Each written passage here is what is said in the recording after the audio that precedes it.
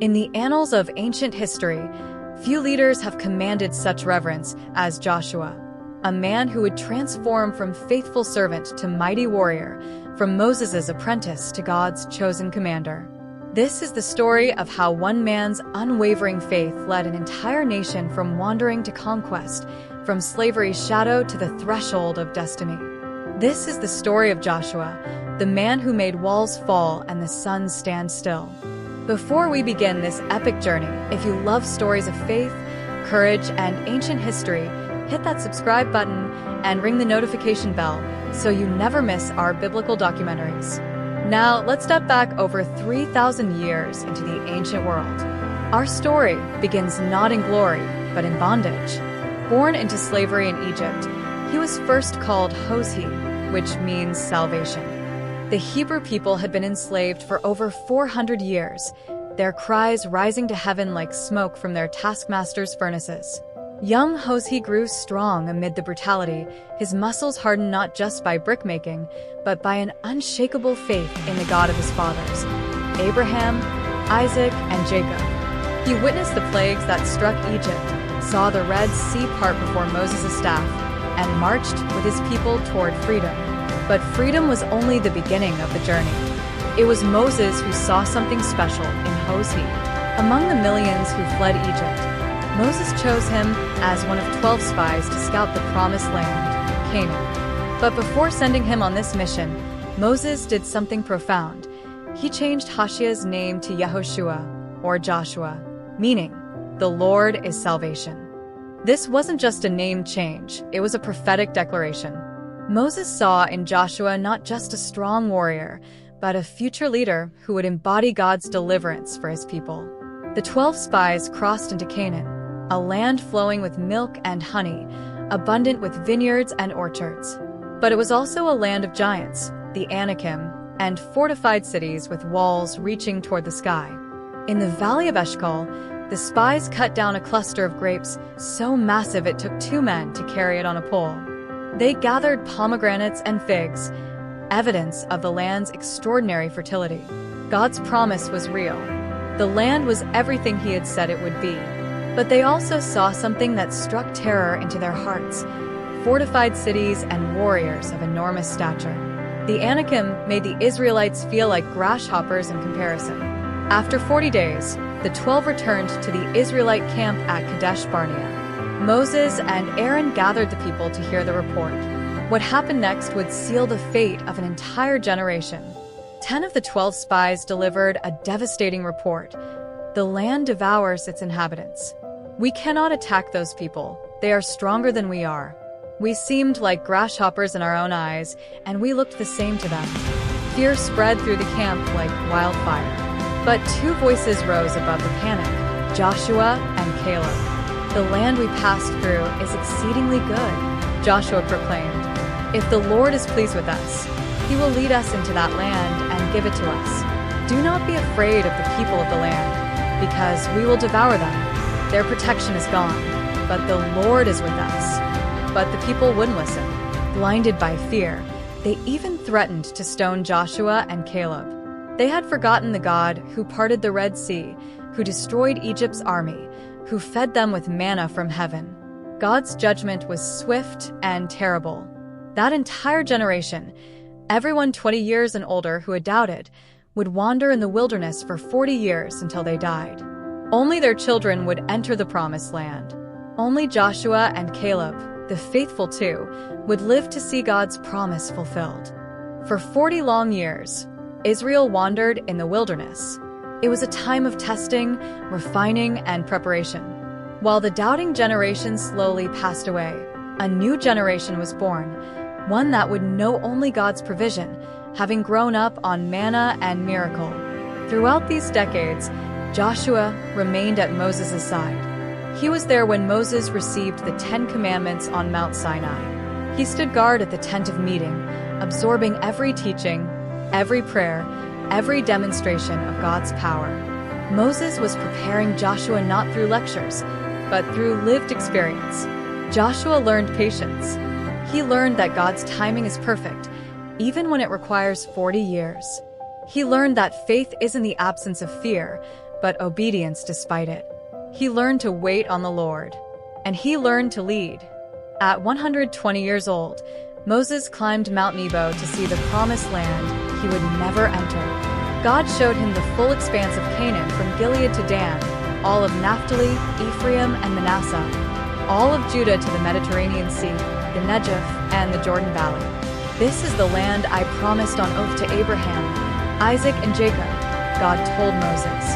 I have let you see it with your eyes, but you will not cross over into it. Moses' heart must have broken and soared simultaneously, sorrow at not entering himself, but joy that his people would finally receive their inheritance. Before his death, Moses laid his hands on Joshua in front of all Israel. God spoke directly to Joshua. Be strong and courageous, for you will bring the Israelites into the land I promised them on oath, and I myself will be with you. These words would echo through Joshua's life at every critical moment.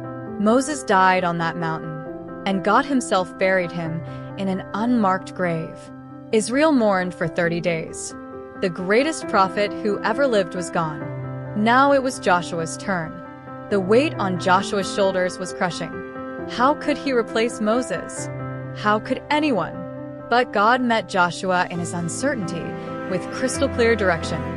Moses, my servant, is dead. Now then, you and all these people, get ready to cross the Jordan River into the land I am about to give to them. I will give you every place where you set your foot, as I promised Moses. No one will be able to stand against you all the days of your life. As I was with Moses, so I will be with you. I will never leave you nor forsake you. Then came the charge that would define Joshua's leadership. Be strong and courageous, because you will lead these people to inherit the land. Be strong and very courageous. Be careful to obey all the law my servant Moses gave you. Do not turn from it to the right or to the left. Keep this book of the law always on your lips. Meditate on it day and night. Do not be afraid. Do not be discouraged, for the Lord your God will be with you wherever you go. 3 times God told Joshua to be strong and courageous. The mission was clear. The promise was certain. Now came the execution. Joshua's first act as commander was strategic. Send spies to reconnoiter Jericho, the gateway city to Canaan. 2 men slipped into the heavily fortified city and found lodging at the house of Rahab, a prostitute whose home was built into the city wall itself. But the king of Jericho received word that Israelite spies were in the city. Soldiers came pounding on Rahab's door. In that moment, Rahab made a choice that would save her life and change her destiny forever. She hid the spies on her roof under stalks of flax and sent the soldiers on a false trail outside the city gates. Why did she risk everything? Because she had heard about Israel's God. I know that the Lord has given you this land, she told the spies. We've heard how the Lord dried up the Red Sea when you came out of Egypt and what you did to the Amorite kings. When we heard of it, our hearts melted in fear. The Lord your God is God in heaven above and on earth below. Fear had paralyzed Jericho, but Rahab's fear turned into faith. The spies made Rahab a promise. When we invade the land, tie this scarlet cord in your window. Bring your family inside your house. Anyone in your house will be spared. Anyone outside will die. But if you tell our business, we're released from this oath. That scarlet cord, crimson as blood, would become a symbol of salvation, marking Rahab's house for deliverance, just as the blood of the Passover lamb had marked Israelite homes in Egypt. Rahab lowered the spies down the city wall by rope. They escaped to the hills and hid for 3 days before returning to Joshua with their report. The Lord has surely given the whole land into our hands. All the people are melting in fear because of us. Joshua smiled. God was already fighting the battle through fear itself. The Jordan River was at flood stage, overflowing its banks, swift and deadly, humanly impossible to cross. But God had a plan that would echo the Red Sea crossing, proving to this new generation and to Joshua that the same God who worked through Moses was working through Joshua. God's instructions were precise. The priests carrying the Ark of the Covenant would lead. The moment their feet touched the Jordan's waters, the river would stop flowing. Can you imagine the faith required? to step into a flooding river while carrying the most sacred object in Israel? But they obeyed. The moment the priest's feet touched the water's edge, the Jordan stopped flowing. Upstream at a town called Adam, the waters piled up in a heap. The riverbed became dry ground. For an entire day, all of Israel, men, women, children, livestock, crossed the Jordan River on dry ground while the priests stood in the middle of the riverbed holding the Arkansas. Over 2 million people walked through a miracle. When the last person crossed and the priests came up from the riverbed, the Jordan immediately returned to flood stage. Israel was in the promised land. Joshua commanded 12 men, one from each tribe, to take 12 stones from the middle of the Jordan River where the priests had stood. These stones became a memorial at their camp in Gilgal. In the future, Joshua explained, when your children ask you, "What do these stones mean?" tell them, Israel crossed the Jordan on dry ground. The Lord your God dried up the Jordan before you until you had crossed over, just as he did for the Red Sea.